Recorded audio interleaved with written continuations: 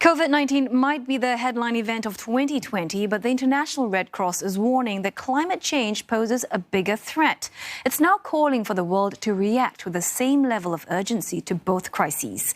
A new report from the International Federation of Red Cross says the world has been hit by more than 100 disasters since COVID-19 was declared a global pandemic in March.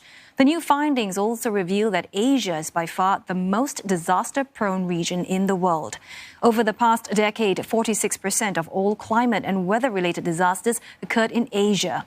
Martin van Ast, co-author of the report and the director of the Red Cross Red Crescent Climate Center, explains why Asia has been hit hard. What we're seeing is that Asia has about twice the number of disasters as Africa or the Americas on average. Now, it's partly that Asia has a lot of people, and some of them are concentrated in places where we do see these hazards pass by. And recent weeks have only illustrated that, for instance, with the massive storms that were affecting the Philippines and Vietnam, for instance. So this is a pattern that we're already seeing. It's getting worse with climate change, and that trend is bound to continue. So the big message there is preparedness. What we're seeing is basically the pattern that we've always seen with disasters. So the most vulnerable are hit hardest. That might be the poorest people, especially people in slums around cities, for instance.